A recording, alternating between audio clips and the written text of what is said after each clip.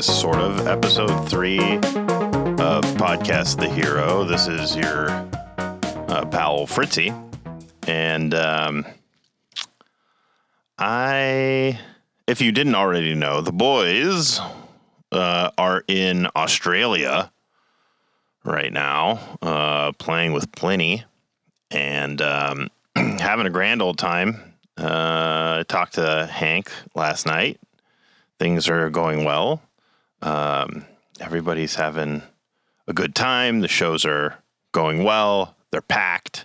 So it seems like the Australia tour is so far so good, going great. But what it does mean is Rhodey is not around to record a new episode of the podcast. We might be able to get together for week 4 if we can work out our schedules with him being, like 12 to 13 hours different from where I am. But I didn't want everybody to go like a whole week without any new content from your old Podcast The Hero gang. So I thought I would put together a little story for you all about sort of the birth of the band of Protest the Hero. And so I'm going to tell this story in a minute. So it's going to be like a short episode, right? It's just going to be this little story. We don't have any guests. There's no like fun, weird things going on. Just timing of when we decided to start this podcast and when the boys went on tour made it so that this week was different, going to be a little light on content.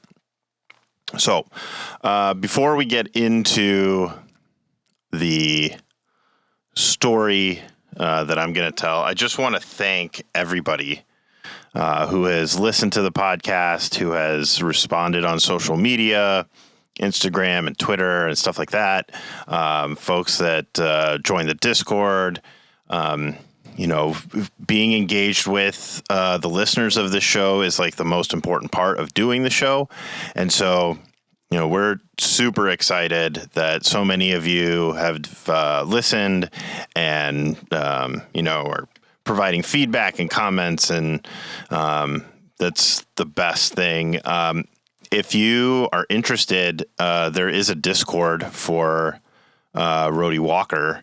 And it has a whole channel just for posting stuff about the podcast, as well as a place where you can ask questions of us and our guests to put onto the podcast. So check that out. I'm pretty sure Rhodey has it in his little link exchange thing on Instagram. So check that out, and then kick back, hang out, listen to this little story. It's just a few minutes, and we'll have more from Podcast The Hero. We'll have more guests. We'll have reactions to the Australia tour, all kinds of stuff coming up in the next several weeks. So be on the lookout for that. So without further ado, here is the birth of Protest the Hero. In your head, you should be seeing this story in the style of Muppet Babies. Now that that's out of the way, let's begin. It was the early 1990s when the hottest thing in the world was Boyz II Men, Sir Mix-a-Lot, and Nirvana. 3 young Canadian boys still in Huggies pull-ups, peeing in the classroom potted plants, living a carefree life of hockey, donuts, and democratic socialism. Huge Bryan Adams fans, the boys bonded over the summer of '69. Still too young to understand the clear double entendre. There was Mo, named after the friendly neighborhood bartender from The Simpsons. Tim, named after the star of Home Improvement. And Rhodey, because his parents one day dreamed their son would be a roadie for Bryan Adams. Then one day, a bearded 28-year-old man walked into Whitby Elementary School. "My name is Luke Hoskin. Listen to this cassette tape of another Canadian band called Propagandhi."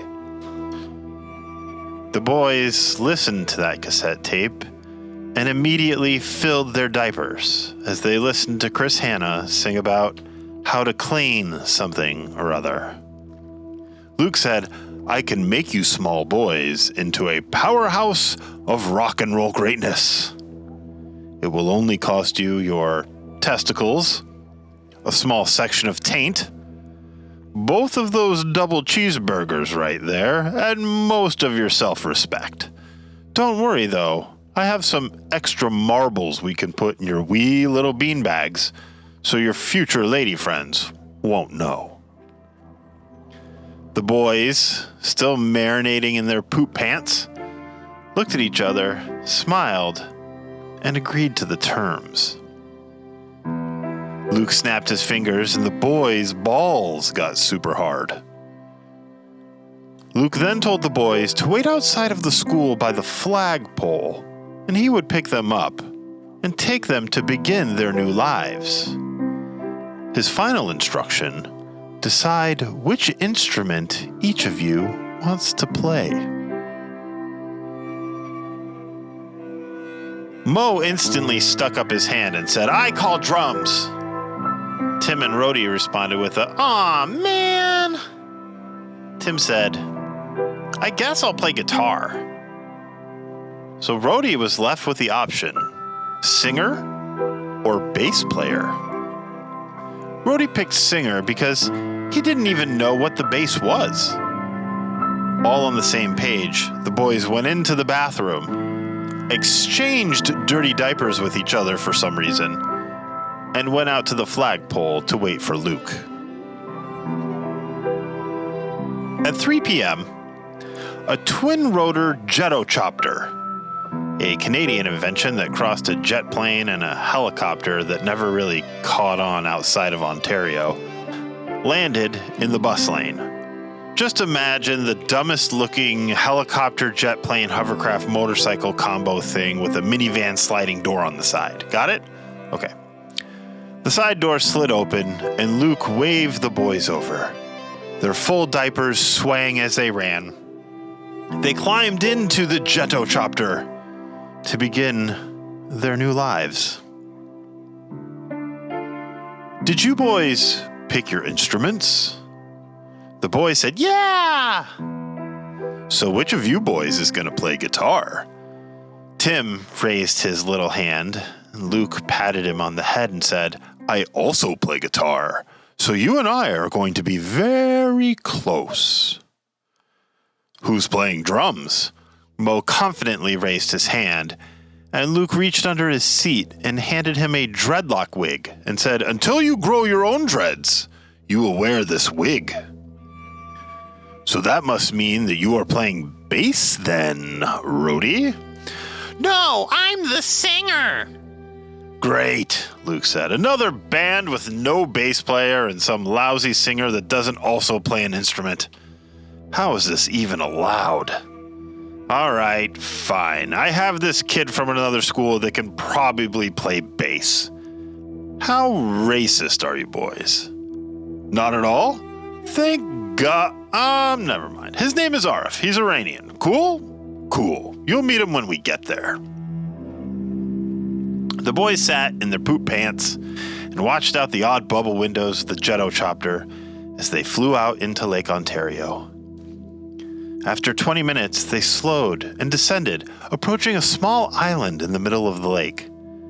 The island itself was entirely made of a large, rocky, mountainous structure, and as they grew closer, they noticed the mountain had the appearance of a large skull.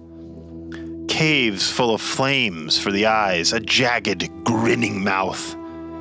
As they went into hover mode over the top of the mountain, the top began to open, and the jetocopter lowered into the mountain itself and landed on a landing pad in a large, cavernous space. The boys climbed out of the jetocopter to see hundreds of people just standing around, not talking, not moving, just standing there, like really weirdly just standing there. Who are all of these people?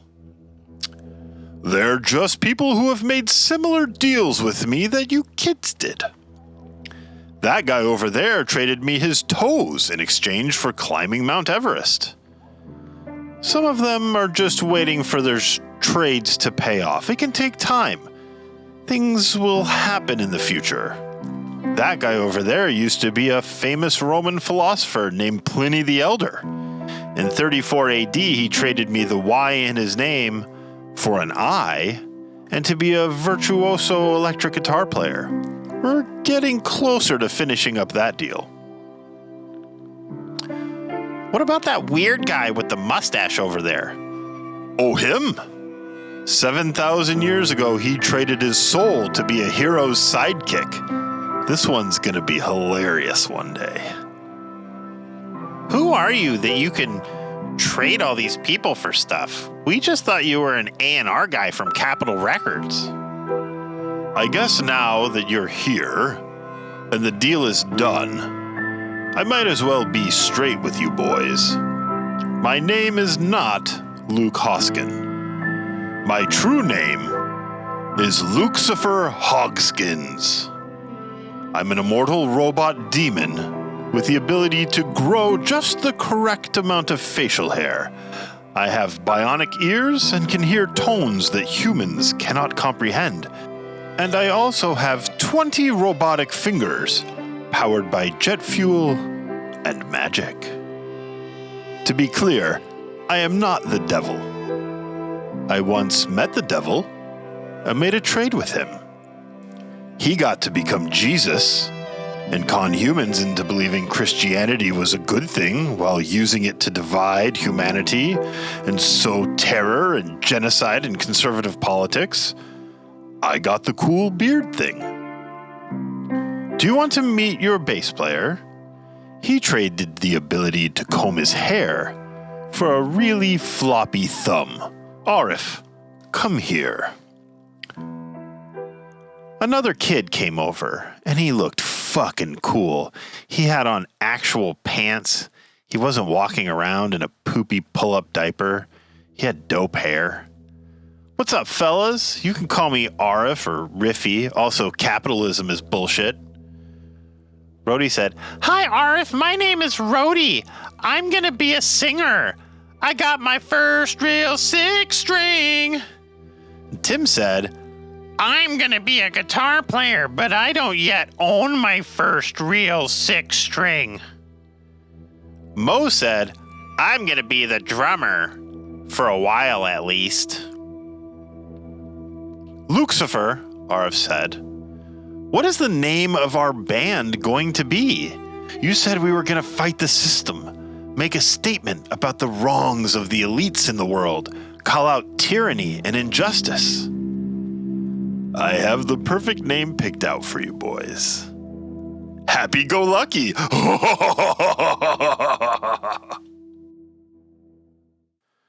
So, there you have it.